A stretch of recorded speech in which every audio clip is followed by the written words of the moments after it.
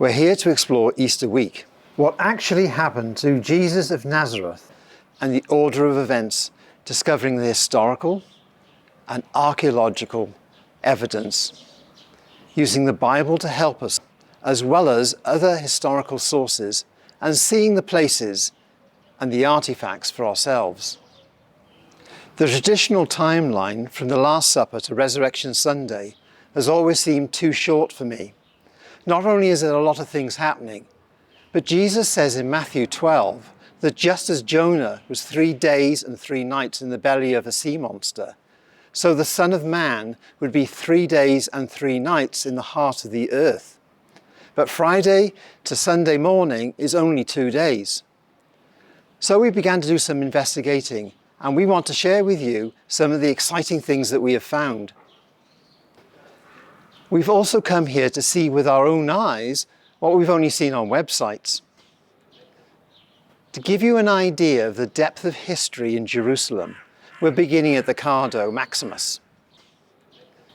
This is part of a Roman thoroughfare running north-south and was built in 129 AD. The level at the top is the present-day ground level of the city. The road I'm standing on dates to 129, when the Romans rebuilt the city. In AD 30, the time of Jesus, the ground level would have been beneath us. This is a brief summary of from that time to the present day. Most notably, the Romans destroyed Jerusalem in AD 70. In 129, the Romans rebuilt the city.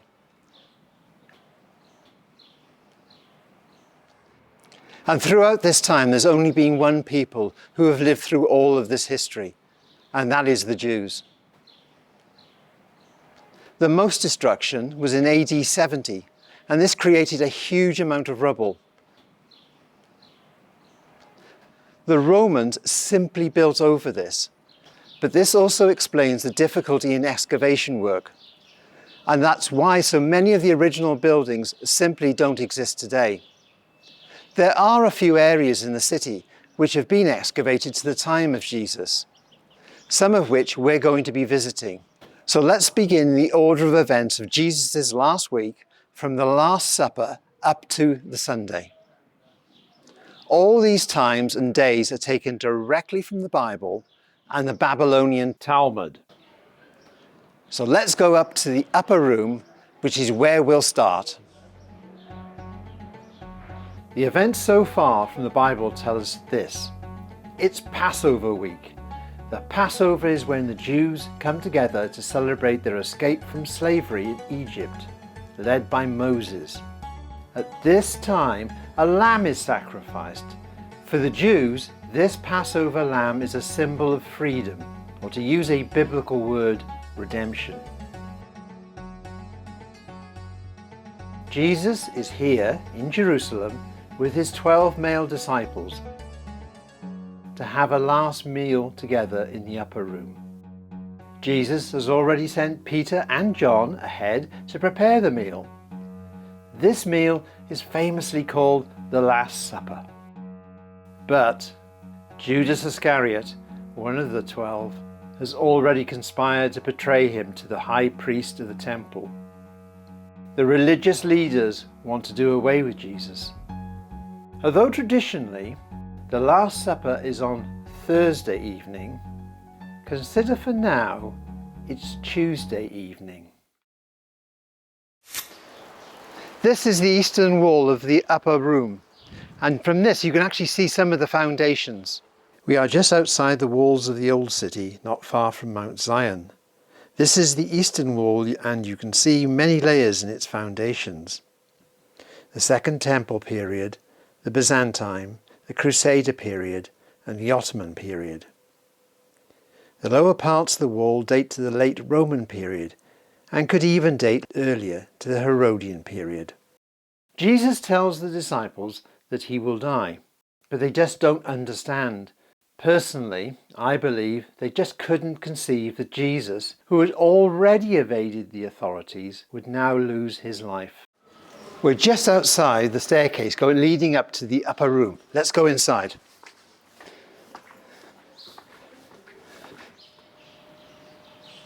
The Passover meal is also called a Seder meal. It's been generally thought that this Last Supper meal was a Passover meal, but I don't think it was.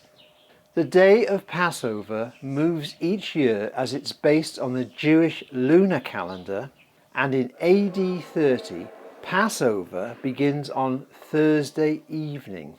AD 30 is the year I believe Jesus was crucified. You'll see how I came to this year as we progress. The Gospels say that the Last Supper, Jesus broke bread.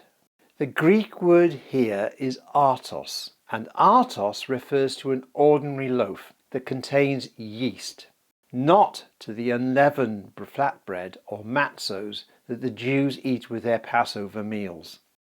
When Paul refers to the Last Supper, he does not say on the night of Passover.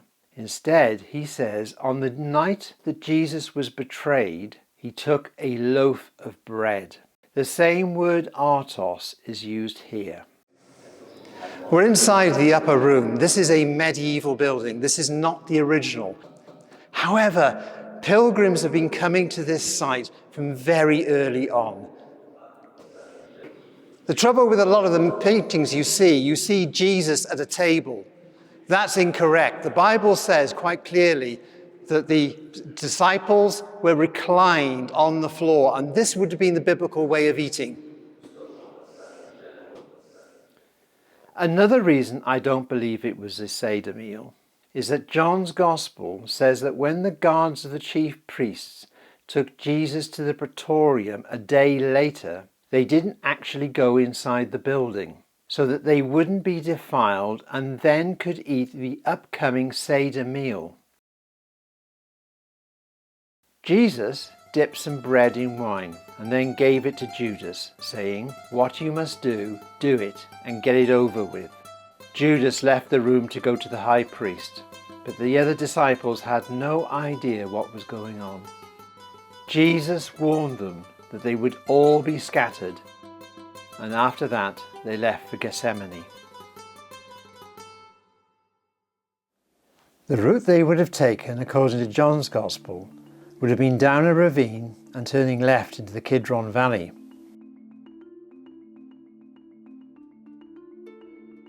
At this time there was another valley called the Tyropean Valley, which is now mostly covered up by infilling. This is where the ravine was located. On this map you can clearly see it.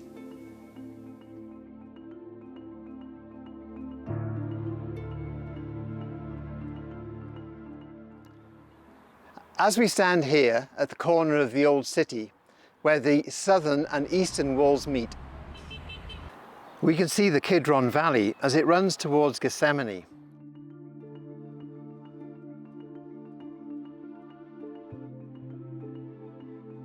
High on the hill is the Mount of Olives. There is the Church of All Nations, which is right next to the Garden of Gethsemane. According to all four Gospels, it was at Gethsemane that Jesus went to pray with his disciples. The Garden of Olive Trees is still there, and some of them have been dated by carbon dating to between 1092 and 1198. The original trees were destroyed by the Romans in AD 70. Back to what happens next. It's now late on Tuesday evening when they arrive here. Jesus went to pray, and it's recorded that he sweated drops of blood as he agonized over what would lay ahead of him. Probably because it was late, the disciples all fell asleep. Then Judas arrived with the temple guards and religious leaders. Now imagine the tension. Judas, the guards of the chief priests and the Pharisees on one side, and the disciples just waking up on the other, with Jesus in the middle. Judas approached Jesus and betrayed him with a kiss. Then Yeshua, since he knew all these things were coming upon him, went and said to them, "Whom are you seeking?" They answered, "Yeshua of Nazareth." And he said, "I am." And Judas, and the one who was given him over, also stood with them. And then, as he had said, "I am," they went into those from behind. And they, the entire arresting party, fell to the ground. Then he again asked them, "Whom do you seek?" And they said, "Yeshua of Nazareth." Yeshua answered, "I told you that I am. Therefore, if you are seeking me, you must let these go, so that the word would be fulfilled, which says, 'I will not lose one of these who you have given to me.'" Then Simon Peter, since he had a small sword, drew it and struck the servant of the high priest and cut off his right ear. And the name of the servant was Malchus. Then Yeshua said to Peter, "You must put the sword in its sheath. The Father has given me the cup. To me, would I not drink it?"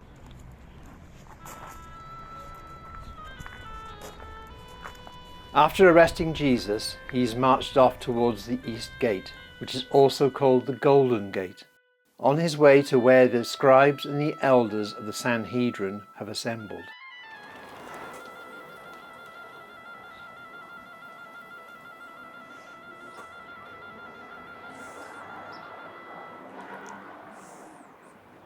Suleiman the Magnificent rebuilt all the walls and gate in 1538 and extended the walls to their current positions we see today.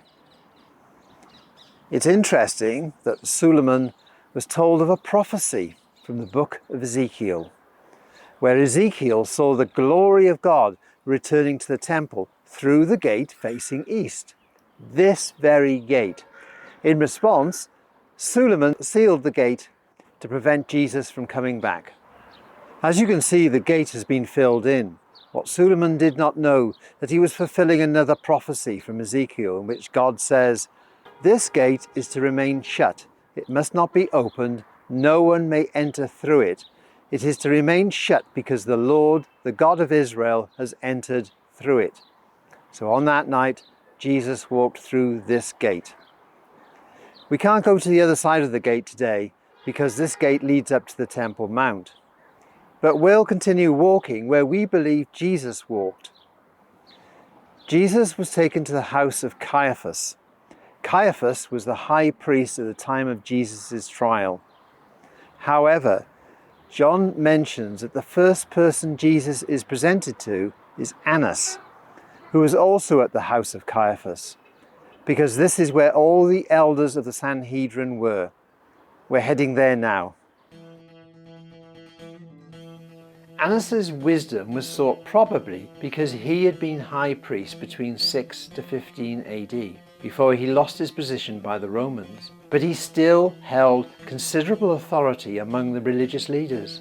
So, was Annas a real person?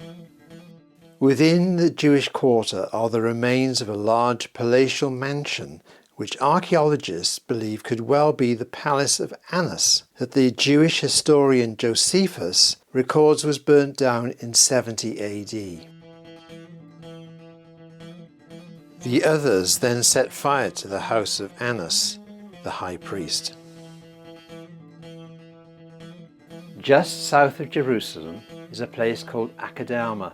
At this location there are many first century tombs which have been cut out of the rocks. One very important tomb located there is the tomb of Annas. The burial niche in the middle is probably where Annas was buried.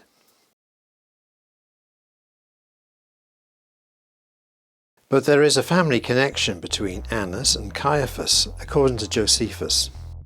In his book, The Antiquities, Annas was the father-in-law of Caiaphas. Josephus refers to Caiaphas as Joseph, who was also called Caiaphas, and confirms that he was high priest. It is believed by many that this ossuary or bone box that was found in 1990 in a burial cave in South Jerusalem is that of Caiaphas, the high priest. It can be viewed in the Israel Museum.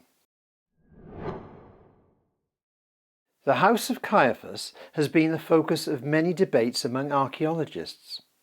but the testimonies of the first pilgrims support its location at the Church of St. Peter in Galacantu, which is now outside the city walls. The famous Pilgrim of Bordeaux in 333 wrote, "When ascending Sion to leave Jerusalem, you can see down in the valley on your left, beside the wall, the pool of Siloam. And as you climb Sion from there, you come across the place where the house of Caiaphas once stood, where the column to which they tied Jesus in order to scourge him is still standing." Okay, we're here at St. Peter's. Now, St. Peter's is where the palace of Caiaphas was believed to be. I'm standing outside the steps that Jesus would have taken with the palace guard and the high officials. And at the top is where the palace of Caiaphas is. We'll be looking at the dungeon later on, but it's amazing to think that these steps are the actual steps that Jesus would have been taken up. He would have been bound and forced up these steps, I've no doubt.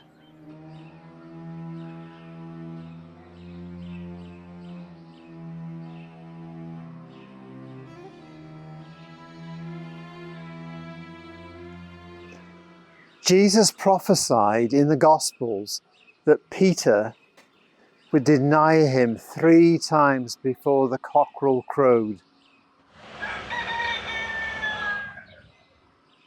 This statue here commemorates that scene. I often wonder actually how Peter must have felt that night when he denied Jesus. After being beaten and mocked, Jesus is interrogated first by Annas and then Caiaphas. Caiaphas asks him about his teaching and his disciples. Jesus replies that he spoke nothing in secret, so why question him now? He suggests to the high priest that perhaps he should ask those who heard him, for they would tell him. One of the officers then strikes Jesus, to which Jesus replies, "If I've spoken wrongly, testify of the wrong, but if rightly, why do you strike me?" We see here that Jesus demonstrated no fear of man, and this characteristic would later cause Pilate to desire to let Jesus go free. The chief priests and Sanhedrin were looking for false evidence against Jesus so they could put him to death, but they couldn't find any. But then 2 men testified, saying, "This man said, I am able to destroy the temple of God and rebuild it in 3 days." Then the high priest stood up and said to Jesus, "Are you not going to answer? What is this testimony that these men are bringing against you?" But Jesus remained silent. What Jesus had actually said was, "Destroy this temple, and in 3 days I will raise it up," as he prophesied his own death and that he would come back from the dead within 3 days. He was speaking about the temple of his body.